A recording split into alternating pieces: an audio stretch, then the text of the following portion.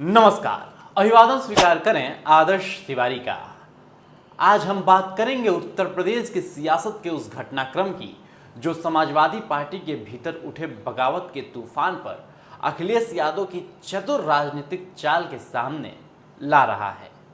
1.5 साल तक सियासी मौसम का जायजा लेने के बाद आखिरकार समाजवादी पार्टी ने उन 3 बागी विधायकों पर बड़ी कार्रवाई कर दी है जिन्होंने राज्यसभा चुनाव में क्रॉस वोटिंग की थी। पार्टी ने रायबरेली के ऊंचाहार से विधायक मनोज पांडे, अयोध्या के गोसाईगंज से विधायक अभय सिंह और अमेठी के गौरीगंज विधायक राकेश प्रताप सिंह को पार्टी से निष्कासित कर दिया है। समाजवादी पार्टी ने सोमवार को एक्स हैंडल पर इनके निष्कासन की जानकारी दी और लिखा कि इनको जनहित में पार्टी से बाहर कर दिया गया है। सोशल मीडिया एक्स पर पोस्ट करते हुए लिखा गया कि विधायक अभय सिंह, राकेश प्रताप सिंह और मनोज कुमार पांडे को उनकी सांप्रदायिक विभाजनकारी, नकारात्मकता और किसान विरोधी, महिला विरोधी, युवा विरोधी, कारोबारी विरोधी, नौकरी पेशा विरोधी और पीडीए विरोधी विचारधारा का समर्थन करने के कारण निष्कासित कर दिया गया। पोस्ट में आगे लिखा गया है, इन लोगों को हृदय परिवर्तन के लिए दी गई अनुग्रह अवधि को समय सीमा अब पूरी हुई। शेष की समय सीमा अच्छे व्यवहार के कारण शेष है। भविष्य में भी जन विरोधी लोगों के लिए पार्टी में कोई स्थान नहीं होगा और पार्टी के मूल विचार की विरोधी गतिविधियां सदैव अक्षम्य मानी जाएंगी। जहां रहें, विश्वसनीय रहें। ये तो थी सोशल मीडिया एक्स पर इनकी पोस्ट। 2024 में उत्तर प्रदेश की 10 सीटों के लिए राज्यसभा चुनाव हुआ था। इस दौरान समाजवादी पार्टी के 7 विधायकों ने क्रॉस वोटिंग की थी। वहीं एक विधायक मतदान के लिए नहीं पहुंचा था। इससे समाजवादी पार्टी को नुकसान हुआ था। राज्यसभा चुनाव के दौरान बीजेपी ने 8 और समाजवादी पार्टी ने 3 उम्मीदवार उतारे थे। सपा उम्मीदवार के लिए जीत की राह बीजेपी के 8वें उम्मीदवार के मुकाबले आसान थी, लेकिन 7 विधायकों ने बीजेपी के उम्मीदवार के पक्ष में मतदान कर दिया। इस वजह से बीजेपी उम्मीदवार को जीत मिली थी। हालांकि क्रॉस वोटिंग करने वाले अन्य पार्टी के 4 विधायकों और राज्यसभा के मतदान में अनुपस्थित रहने वाली एक विधायक पर अभी कोई कार्रवाई नहीं हुई है। माना जा रहा है कि पंचायत चुनाव की रणनीति के तहत यह फैसला किया गया है। चुनाव के दौरान सपा से विधायक पूर्व मंत्री मनोज कुमार पांडे, राकेश प्रताप सिंह व अभय सिंह के साथ विनोद चतुर्वेदी, राकेश पांडे, पूजा पाल व आशुतोष मौर्य ने भाजपा के पक्ष में क्रॉस वोटिंग की थी। पूर्व मंत्री गायत्री प्रजापति की पत्नी विधायक महाराजी देवी मतदान में अनुपस्थित रही थी, जिसके कारण सपा प्रत्याशी आलोक रंजन को हार का सामना करना पड़ा था, जबकि भाजपा के 8वें प्रत्याशी संजय सेठ को विजय मिली थी। इसके बाद लोकसभा चुनाव से लेकर अब तक मनोज कुमार पांडे, अभय सिंह और राकेश प्रताप सिंह सहित अन्य कई विधायक भाजपा के समर्थन में ही हैं। पार्टी ने यह भी साफ कर दिया है कि शेष 5 विधायकों के लिए पश्चाताप की समय सीमा अभी शेष है। पार्टी से जुड़े सूत्रों के अनुसार पंचायत चुनाव से पहले पार्टी अपने समर्थकों के बीच बागी विधायकों को लेकर स्थिति स्पष्ट करना चाहती है। इसी कारण 3 पर कार्रवाई की गई। शेष को एक तरह से माफी मिल गई है। इस माफी के सहारे पार्टी अंदर खाने अगड़ों और पीडीए के साथ का भी संदेश पहुंचाएगी। अखिलेश यादव अगर सभी 7 विधायकों पर एक्शन लेते तो सपा के पीडीए समीकरण पर भी सवाल उठते, क्योंकि पूजा पाल और आशुतोष मौर्य पिछड़ी जाति से आते हैं। सपा ब्राह्मण और ओबीसी के खिलाफ कार्रवाई करती नहीं दिखना चाहती। 2 ओबीसी और 2 ब्राह्मणों को जीवन दान देकर अखिलेश यादव ने अपने पीडीए की राजनीति साधे रखने के साथ ये भी साफ कर दिया है कि पार्टी में अनुशासनहीनता के लिए कोई जगह नहीं है। अखिलेश यादव ने निष्कासन पर सफाई देते हुए कहा कि हमने टेक्निकल इशू दूर कर दिया है, पार्टी को अंदर से साफ किया गया है, जिससे आगे कोई गड़बड़ी न हो। क्या कुछ कहा उन्होंने, सुनिए। उसमें एक टेक्निकल इशू आ रहा था, वो मंत्री नहीं बन पा रहे थे। उनको ये कह के टाला जा रहा था कि अभी आप समाजवादी पार्टी के हैं और अगर आप मंत्री बनाए जाएंगे तो आपको अपनी संस्था छोड़नी पड़ेगी, चुनाव दोबारा होगा, बाई इलेक्शन होगा। तो आप समझिए उनका टेक्निकल इश्यू मैंने खत्म कर दिया, अब वो मंत्री बन सकते हैं। अब आप पूछोगे कि 3 निकाले और क्यों नहीं निकाले? मंत्री सबको बनना था, सबको आश्वासन था, पैकेज क्या मिला उस पर मैं चर्चा नहीं करना चाहता हूं। किसी के नाम में ही पैकेज हो तो सोचो कितना पैकेज देगा। सेठ, जो सेठ हो उस पर कुछ भी हो सकता है, तो पैकेज नाम में ही पैकेज है तो सोचो कितना बड़ा पैकेज मिल सकता है किसी को। तो जो टेक्निकल इशू था वो रिजॉल्व किया है कि अब मंत्री बन सकते हैं। जब ये 3 मंत्री बन जाएंगे तो बाकियों का भी टेक्निकल वो हम रिजॉल्व कर देंगे। तो ये मंत्री बनने के लिए मैंने उन्हें पार्टी से निकाला है, हम सबने तय करके। हमारी राय है, सब लोगों की राय बनी कि इन्हें मंत्री बनने दिया जाए। अब आपको निकले गए विधायकों और उनके बयानों को सुनाते हैं। सबसे पहले बात करते हैं राकेश प्रताप सिंह की। अमेठी के गौरीगंज से विधायक राकेश प्रताप सिंह समाजवादी पार्टी के कद्दावर नेताओं में गिने जाते थे। वह 2012 से लगातार विधायक बनते आ रहे हैं। 2021 में उन्होंने विधायकी से इस्तीफा भी दे दिया था। इस समय उन्होंने कहा था कि चुनी हुई सरकार ने अपने वादे पूरे नहीं किए हैं, इस वजह से वो इस्तीफा दे रहे हैं। राकेश प्रताप सिंह की गिनती सपा प्रमुख अखिलेश यादव के करीबियों में होती थी। 2023 में उन्होंने मध्य प्रदेश विधानसभा चुनाव में भी अहम जिम्मेदारी निभाई थी, लेकिन 2024 में पार्टी लाइन से अलग उठकर उन्होंने पार्टी आलाकमान से अपने रिश्ते खराब कर दिए हैं। अब वो पार्टी से बाहर हो चुके हैं।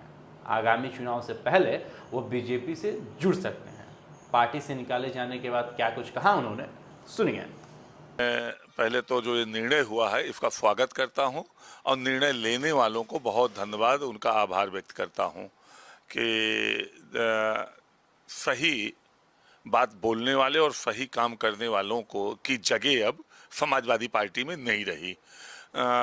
तो और जिस समाजवादी पार्टी को हम लोगों ने 45 के टेम्परेचर में साइकिल चलाकर ठंडियों में काम करके यहाँ तक पहुँचाया था, उस समाजवादी पार्टी को आज जो गैर समाजवादी पार्टी लोग हैं वो चला रहे हैं। नहीं, ऐसा पीडीए तो कहीं है ही नहीं है, कोई पीडीए नहीं। पीडीए तो परिवार डेवलपमेंट अथॉरिटी है। जब रामचरितमानस जलाया फड़वाया गया, जब भगवान राम के अस्तित्व पर सवाल उठाया गया, तभी से बात उठ गई थी। जब हिंदुत्व को कैंसर, एड्स और मलेरिया कहा गया, तब से बात उठ गई थी। और इसी का विरोध करना, अयोध्या न जाने देने का विरोध करना ही यहाँ तक पहुँचाया है। अब बात करते हैं मनोज पांडे की। रायबरेली की ऊंचाहार सीट से विधायक मनोज पांडे 3 बार विधायक और सपा सरकार में मंत्री रह चुके हैं। 2012 में ऊंचाहार सीट बनने के बाद से वह लगातार यहां से विधायक रहे हैं। कानपुर के फिरोज गांधी कॉलेज से स्नातक की पढ़ाई करने वाले मनोज 16 करोड़ से ज़्यादा की संपत्ति के मालिक हैं। रायबरेली में उनका दबदबा माना जाता रहा है। 2012 में उन्होंने इस इलाके से सपा को 5 सीटें जीतने में मदद की थी। यहीं से वो अखिलेश यादव के करीबी बन गए। हालांकि पार्टी लाइन से अलग उठ करके इन्होंने भी अपना रिश्ता खराब किया और अब सपा से अलग हो चुके हैं। पार्टी से निष्कासन के बाद क्या कुछ कहा, सुनिए। नहीं, मैं हतप्रद हूं, आश्चर्यचकित भी हूं कि जो आज एक ट्वीट हमने देखा समाजवादी पार्टी का, मुझे तरस भी आ रहा है। जिन लोगों ने भी वो ट्वीट लिखवाया है, जिन लोगों ने लिखा, एक राजनीतिक दल तो है ही है, और एक राजनीतिक दल उस व्यक्ति को निष्कासित करने का काम करे जो 1 लाख लोगों की भीड़ में भारत के गौरवशाली और यशस्वी गृह मंत्री आदरणीय अमित शाह जी की गरिमामयी उपस्थिति में अपनी लाखों जनता के बीच में समाजवादी पार्टी छोड़कर भारतीय जनता पार्टी ऑफिशियल रूप से ज्वाइन कर चुका हो। नंबर 1, तो जो व्यक्ति 1 साल पहले पार्टी को छोड़ आया हो उसको निष्कासन का कोई नहीं है। दूसरा, कुछ लोगों ने उसमें कहा, अंतरात्मा की बात किया। मैं बड़ी विनम्रता से कहना चाहता हूं इस बात को, बहुत विनम्रता से, आत्मा उसी की जागती जो जीवित होता है। मरे हुए व्यक्तियों की आत्मा कभी नहीं जागा करती। मनोज पांडे की आत्मा जागी थी, जगी थी और जगी है। अगर हम सवाल करें उन लोगों से कि भारत की 135 करोड़ की जनसंख्या में 110 करोड़ लोग सनातनी हैं और ईश्वर पर और भगवान प्रभु राम पर आस्था व्यक्त करते हैं। अब बात करते हैं विधायक अभय सिंह की। अयोध्या की गोसाईगंज सीट से विधायक अभय सिंह ने बहुजन समाजवादी पार्टी के साथ अपने सियासी सफर की शुरुआत की थी, लेकिन बाद में वो समाजवादी पार्टी में चले गए हैं। 2012 में उन्होंने गोसाईगंज सीट से पहली बार विधानसभा चुनाव जीता और 2022 में दूसरी बार विधायक बने थे। उन्होंने 2012 में खब्बू तिवारी और 2022 में उनकी पत्नी आरती तिवारी को हराया था। अभय सिंह मूल रूप से जौनपुर से हैं और वे पूर्व पीएम वीपी सिंह के दूर के रिश्तेदार भी बताए जाते रहे हैं। अभय को माफिया मुख्तार अंसारी का करीबी माना जाता है। लखनऊ यूनिवर्सिटी में उनकी छात्र राजनीति मुख्तार अंसारी के संरक्षण में शुरू हुई थी। अभय जेलर आरके तिवारी हत्याकांड, विधायक कृष्णानंद राय हत्याकांड में आरोपी रह चुके हैं। अभय सिंह ने यूपी विधानसभा अध्यक्ष के साथ राम मंदिर में दर्शन किए थे, जबकि सपा ने ऐसा करने से उन्हें मना किया था। यहीं से अभय सिंह और अखिलेश यादव के रिश्ते खराब हो गए। पार्टी से निष्कासन के बाद इन्होंने अपना दुख फेसबुक पोस्ट के माध्यम से जाहिर किया। उन्होंने गोसाईगंज विधानसभा की जनता को संबोधित करते हुए लंबा चौड़ा पोस्ट लिखा। उन्होंने लिखा, आज एक भारी मन और जागृत आत्मा से ये बात साझा कर रहा हूँ। मैं जिस समाजवादी पार्टी से जुड़ा था वो डॉक्टर राम मनोहर लोहिया के विचारों वाला था। डॉक्टर राम मनोहर लोहिया रामायण मेले का आयोजन करते थे और रामचरितमानस का सम्मान करते थे, लेकिन आज वही पार्टी उन लोगों की पक्षधर बन गई है जो रामचरितमानस जैसे पवित्र ग्रंथ को जलाते हैं। मैंने बार बार माननीय राष्ट्रीय अध्यक्ष जी से आग्रह किया कि जो नेता रामचरितमानस को फाड़ते हैं और जलाते हैं उनके खिलाफ कारण बताओ नोटिस जारी कीजिए, लेकिन पार्टी ने न कोई कार्यवाही की और न ही उन्हें इस महापाप से रोका। मेरे हृदय को सबसे बड़ा आघात तब पहुंचा जब राम मंदिर निर्माण के बाद सभी समाजवादी पार्टी विधायकों को दर्शन करने से रोक लगा दी गई। मुझे स्पष्ट रूप से कहा गया दर्शन न करना, ये पार्टी की गाइडलाइन है।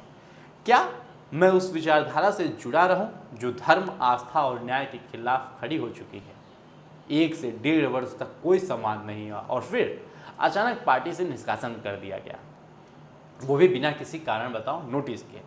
क्योंकि यदि नोटिस दिया जाता और मैंने उत्तर दिया होता तो पार्टी को तथाकथित सेकुलर चेहरा बेनकाब हो जाता और तुष्टीकरण की राजनीति जग जाहिर हो जाती। क्या यही लोकतंत्र है? क्या यही डॉक्टर लोहिया के विचारों पर चलने वाली पार्टी है? समाजवादी पार्टी अब लोकतंत्र नहीं बल्कि एक परिवार की तानाशाही बन चुकी है, जहां न आस्था का मान है, न कार्यकर्ताओं का और न ही जनप्रतिनिधियों की बात सुनी जाती है। ऐसा लिखते हुए उन्होंने अपने निजी विचारों को भी रखा और अंत में कहा, मैं गलत का विरोध करता हूं और करता रहूंगा, और उस पर नीचे लिखा, आपका सेवक।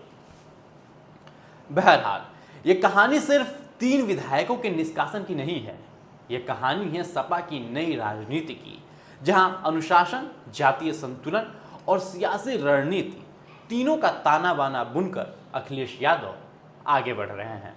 आज के लिए दीजिए मुझे इजाजत। यदि इस वीडियो को आप YouTube पर देख रहे हैं तो चैनल को सब्सक्राइब करें और Facebook पर देख रहे हैं तो पेज को तुरंत फॉलो करें।